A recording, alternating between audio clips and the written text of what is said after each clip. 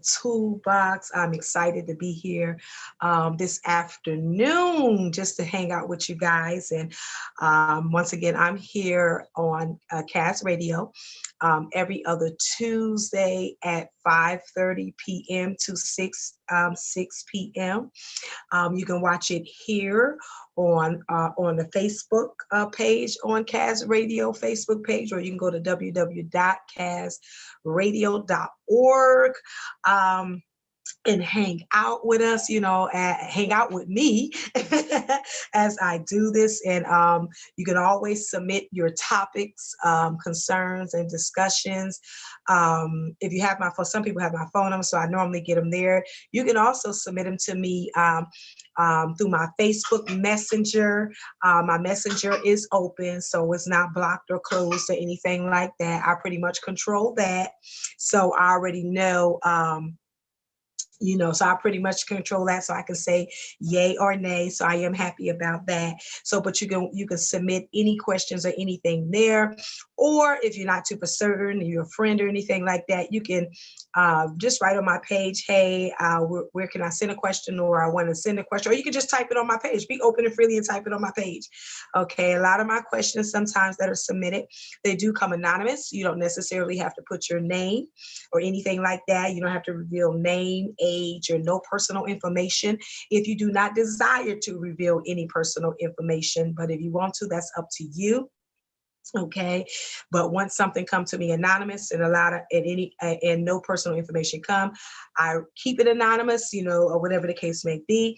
As I always say, we are welcome to agree to disagree. And as I have said before, this is just a half an hour show.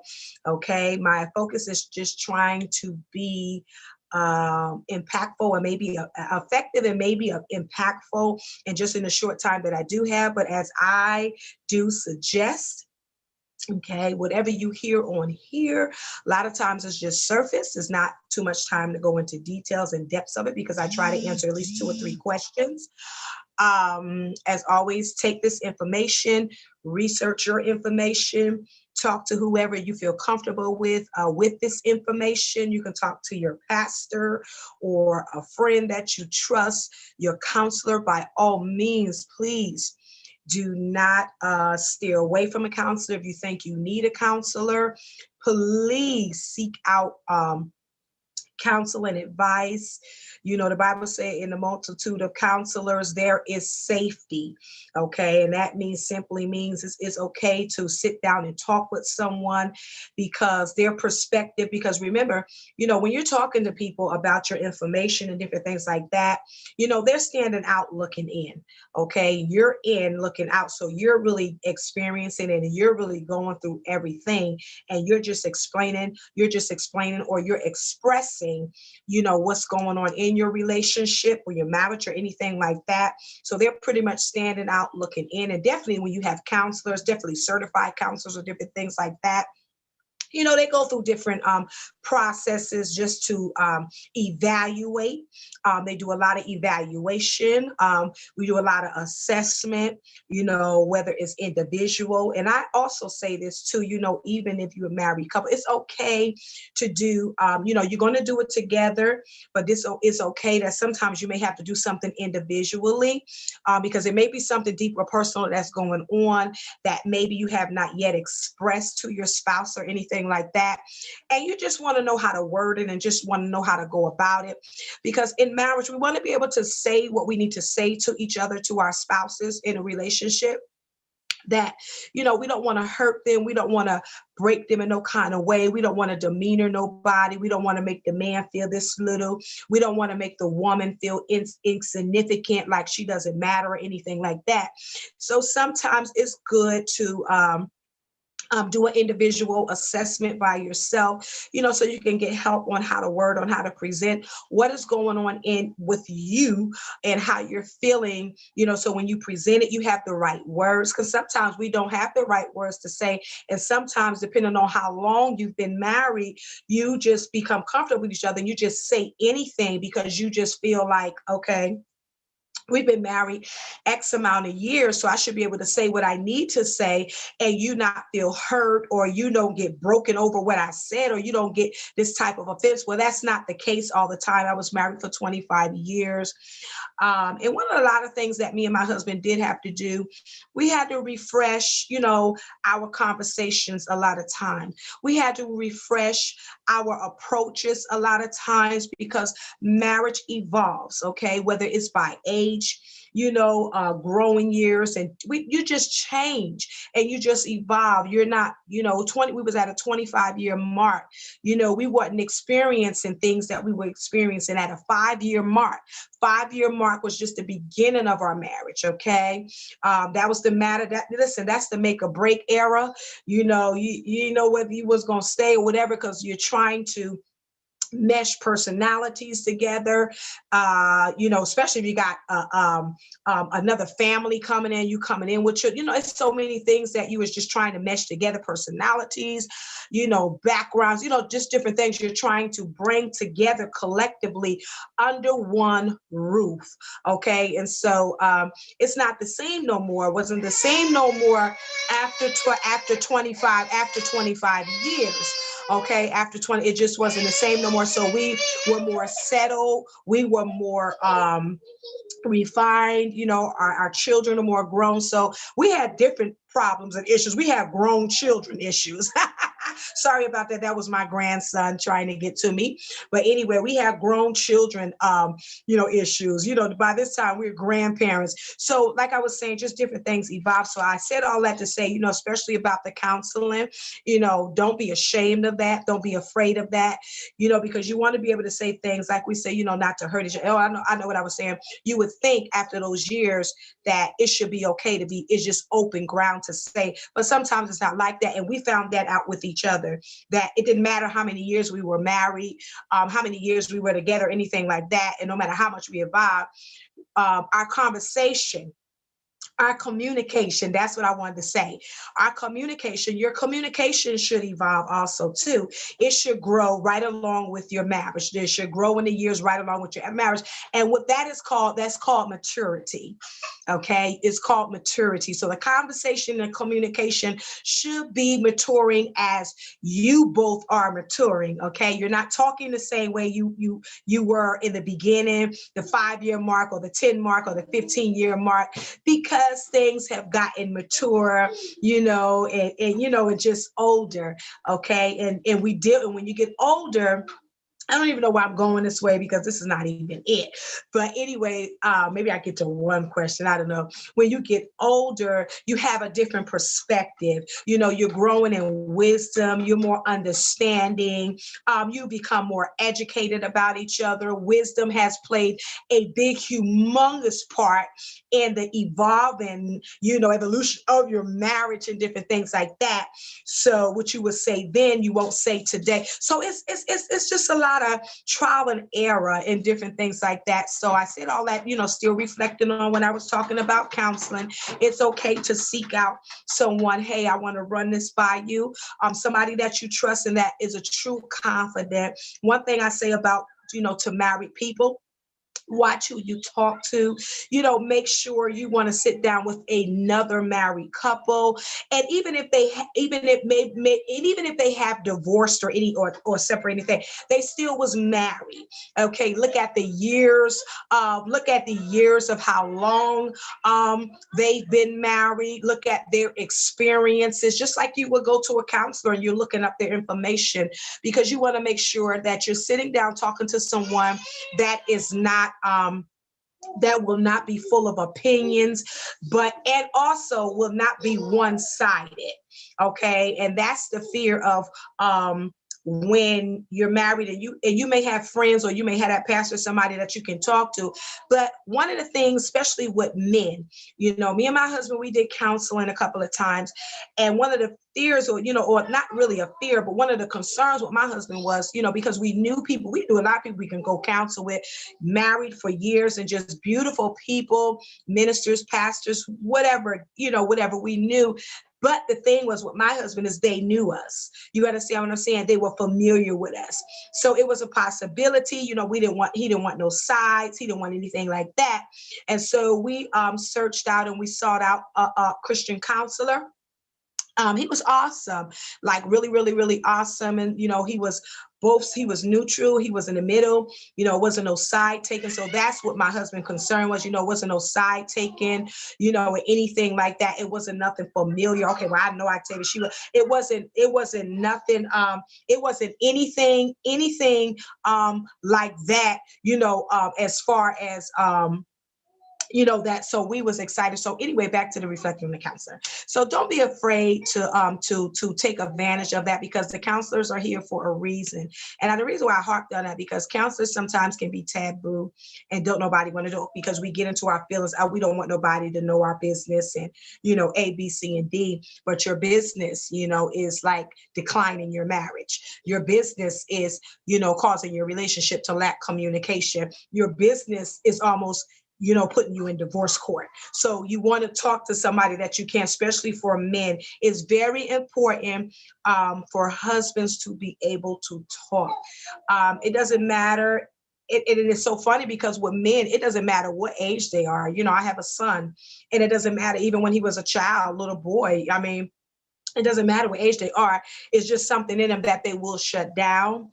They will not talk, not that all men are like that, but it's just something about that. You can't pressure them too much. You can't back them up against the wall too much. You can't give them too much. Like as a woman, like we like, we all over the place and different things like that. But men are not like that. Men need to, I've learned from my husband, let me talk for my husband. He needed to process, what I'm saying? So it wasn't like a one night conversation, like, in 2 hours. No, we took time when we would talk.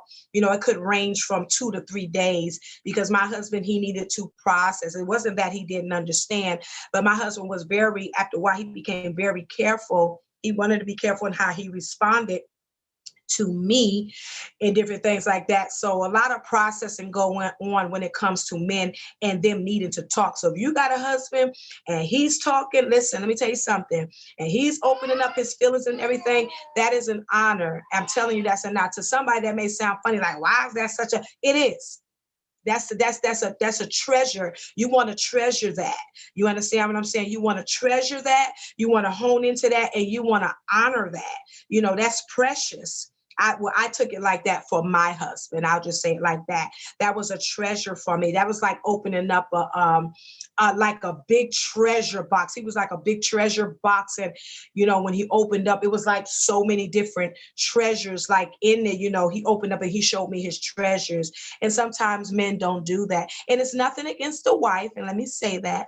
So we don't have to be offended. Now, in the beginning, I'm like, oh my God, why don't you talk to me? Like, what is going on? You may go through that, but it's nothing personal. For my marriage, it wasn't nothing personal. It just was who he was, so it wasn't nothing personal. I just had to work a little harder, to get him to open up and to make him feel comfortable in a safe place, because we as women, we know that we can say some things to cut, hurt. And if we're not careful, we know that we can damage. We can damage some things. Specifically, we can damage the communication. So we have to be always careful. And so, when they open up and they talk and listen, and a lot of times when my husband opened up and talked, it wasn't that I understood anything, because they have another perspective on how they see it. They can come from a male perspective. They can come from an upbringing, different perspective. They can come from an experience, life perspective, but in a male capacity, okay, in a man's perspective, in a man's view of seeing things, what may not be that deep, but may be deep to the wife, like, hey, to the woman, hey, that is deep, but to them, it's not really all that. Calm down. It's not even that serious. It's, hey, let's just, they come from a perspective. Okay, it's a solution. It's an ABCD solution. That's just it. It's just a solution, and so my husband pretty much after a while, okay, what's the remedy? Okay, what is the solution? Okay, it's like 3 hours. We still talking about, what is it? So he was like that. And so when he did open up, it was, I just took it as a treasure. I just took it as an honor. And it made me so happy. He would be like, oh, you happy? I'm talking, right? Yeah, yeah. And I'd be like, yes, although we had, disagreements and different things like that. But that would, that really kind of set the tone, of our that would set the tone for our communication. Because look, I knew, okay, wow, we're getting somewhere. We're getting somewhere. So I was very excited about that. So I said, I don't even know why I went all the way like this. I spent my time just on this. But I said all that because, counseling, it's good. It's good. I hear couples say, I'm not going to counseling. Counseling, definitely, if you're thinking about getting married, that's another perspective of, oh man, I ain't doing so my book. Wow, I know where I'm going this way, but thank you, Lord. Anyway, I'm just going to follow it. Even if you're thinking about getting married, or anything like that, that's another perspective, on counseling. Counseling allows you to see each other. That's what it does. Me and my husband, we counseled before we got married. His brother, in the beginning, was our counselor. I think my husband, he was safe now. No, I know I said before that, when we got married, we counseled, but that's because we was up in years and people really, really, really knew us. And so my husband said no to that. But in the beginning, my brother-in-law didn't pretty much really know me. He just he started to get to know me. So that was like more of a safety for my husband, and different things like that. But it allows you to assess each other. It allows you to kind of, get to know each other, not so much because you really won't get to know each other until you're married, until you under that one roof. And, you get to see each other in the transparency of each other's life. You really get to see each other, and things like that. So it doesn't matter because you do have people that have been married. They say, well, we've been married for, 5 years, but we've been together for altogether 8 years. So I tell people this, listen, I don't care how long you live together. I don't care how long you was friends before, because me and my husband also too were friends for a couple of years before we were in the same ministry. As a matter of fact, before we got married. Okay. It's just different. Okay, it's just different now when you're under one roof and you really get to see each other. Because marriage is spiritual. You know what I'm saying? So you're gonna you're gonna experience some spiritual components when you make that covenant agreement with each other. That opens up a whole nother world, spiritually. You know what I'm saying? So when I say that, it's like an awakening. Okay, you entered into a spiritual awakening now. So what you didn't see, maybe you was living together for a couple of years, now, because I call it like a spiritual awakening now, you see things that you didn't see, like when you guys were living together. You're like, oh my God, okay, when did you start doing that? He or she is like, well, I've been doing this, you loved it when I've been doing this. I've always acted like this, you get to you see things different, and you see things from a different perspective, because it's like it opens up a different portal. It's no longer a committed relationship. Now you're in a spiritual covenant relationship, whether we understand that or not. Okay. So you wanted, that perspective of counseling, so you can sit down and talk, and you ask all these questions. You ask questions, about each other. So it's just an open ground. You can ask questions about love. You learn their family background. You learn so much. You ask questions about sex. You ask questions about intimacy. You want to ask as many questions as possible. And that's what I loved about us being counseled before. Nothing was left off the table. These are things that you just need to know. These are things that you don't need to be surprised, when you get married. Like, oh my God, I didn't know this. And I did. Well, it probably was on your mind during premarital counseling, but you didn't think nothing of it to ask, or because you may have been a believer, or whatever your faith was, your faith didn't allow you to talk like that. Your faith didn't allow you to question things like that, or your faith made you feel some kind of way, in asking those, those detailed questions, you better ask. You better ask somebody. Okay. Ask, and different things like that. And so all of that just from counseling. So don't be afraid we talked about counseling together as a married couple. So we talked about point number 2. It's okay to counsel as an individual. Just let, your spouse know this is something that you would maybe like to do. Now, you may not share everything. Your spouse would have to know that some things are confidential and you will share, but ultimately you will share. You have to share at some time in the marriage, in a relationship, you do have to share. Okay. That, and then we also just talked about, kind of just doing that premarital counseling. So I think I got room for just one question here. So forgive me. I didn't get to the questions. I don't know why I went that way. So, but I did. And I don't know how to apologize, but to say I'm sorry. I didn't get to your questions or anything, but I'm going to try to answer one because I think only got 10 minutes left. So, and I can talk. So I'm going to try to answer one here. So I really had 3 questions here, and maybe the next time I get on, I'll pick them back. But I had 3. I had 1. How do I know that I am an enabler? And then the second one I had, my spouse is no longer showing interest. I think my spouse is no longer showing interest. What are the signs? I think I might do that one because that's a good one. And the third one is I've been engaged for some time now, for a couple of years. When will I get married? When should I talk about us getting married? That's basically what the question is about. So I think I'm going to hit number 2. My spouse is not showing interest, and what are some signs of showing non-interest? And the first one that I answered that I'm going to say communication. Affection could be one.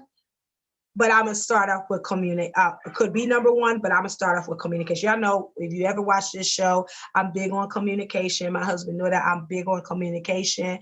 We got to talk about everything. We have to talk. That's another thing with a man. What are we talking about now?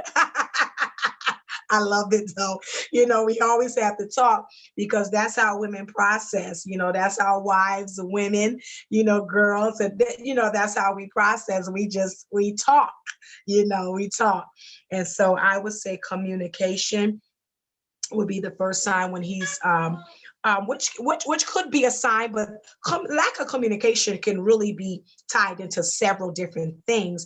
But just know that it is not off the table when he stops talking to you, or he or she stops talking, to you, or just stop talking and just stop communicating, in any kind of way that you're used to and you're accustomed to him or her communicating. So that can be a sign. I'm gonna rush through. I got 5:52. The next sign is affectionate. As I say, he or she no longer is affectionate. You're used to that affectionate, that touch and different things like that. That's no longer happening. But like I said, all of these different signs that I'm saying could be other underlining things. It don't necessarily have to be that the spouse is not showing interest. It can be other aligning things. And that goes back to counseling. Okay. If you need to get counseling for this, don't be afraid to do that. So it could be other underlining issues, okay?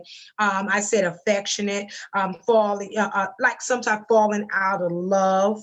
But if him or her falling out of love, because you all know your love languages. Okay, because the love language, so when there is a falling away from love. I don't want to say falling out of love, but I want to say a falling away from love, because each other's love languages. Okay, you know how you all talk with love.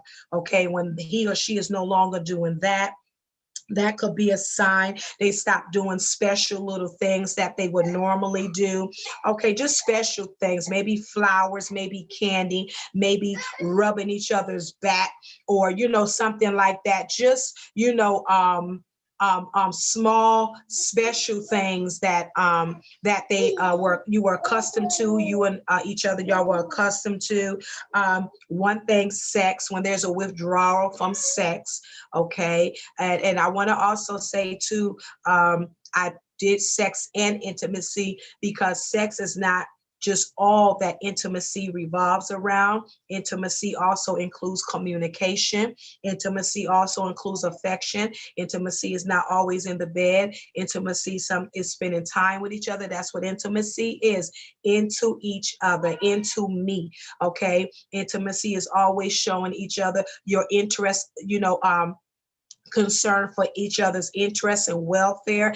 That's what it means, into each other. Okay, so intimacy is not necessarily sex, but when there's a withdrawal for sex, that could be a sign. I did put down intimacy when I said the love languages, when there are no more I love yous. Okay, thank you. When there are no more I love yous. The next thing is alone a lot. Your spouse may appear to be alone a lot, not around, because let me tell you something. Isolation or loneliness about a spouse by itself, that is a form of communication. That could be a form of, okay, I don't want to be bothered. I really want to be by myself. I really want to be to myself. So that is a form of communication too. Separate, not interested in being around you, make up excuses. Okay, they can make up excuses, a lot of excuses, maybe stay late on a job or show interest. Another thing is showing interest, no longer showing interest in the marriage or the relationship, not showing interest in the things that you all used to do. Maybe you did special things on Fridays or whatever your love days were. He or she is no longer showing interest in those things. And so that could be another thing. Just a lot of excuses or just stuff like that. Okay, so that's that with that, signs. But like I said, all of these things that I did say that could be a sign. Once again, it could also be not that your spouse not showing interest or a lack of interest. It just could be other underlying issues that I say when we go back from the beginning. Please do not be afraid to seek out some type of help. Most of all, pray. If you are praying, a praying person, just pray. I don't know how long you've been married. The person's been married, the couple's been married. I really don't, as always with the questions and stuff, you never know all of the details of everything. But I pray that, what I just said, kind of helped out, just a little bit. But like I said, it could be other underlying issues, that's going on with your spouse that you may need to talk to someone about, or you both may need to talk to someone about. Okay, so it's not necessarily not showing interest. Okay, so I hope that helped you with that. As always, you can agree to disagree, and as always, again, take what is being said here and and do your own research. Talk to each other if you can. Press for conversation, press for communication. Start there first. Forget about the affection, sex, and intimacy. Let's just talk. What's going on? I feel like you're not showing interest anymore in the relationship, and just go from there. Okay. Whatever you do, I always pray for marriages. So when I pray for marriages, it's not necessarily that I need to know you, but I just pray for marriages. Okay. So I want to just say thank you to everyone that, that was with me in the Marital Toolbox. Once again, I'm on every other Tuesday at 5:30 p.m. to 6 p.m. I am so sorry. That is my grandson. He probably should have been taken upstairs, but that's okay. I'm on every other Tuesday at 5:30 p.m. And on www.casradio.org. Okay, you can see me there. God bless you, and thank you for being with me.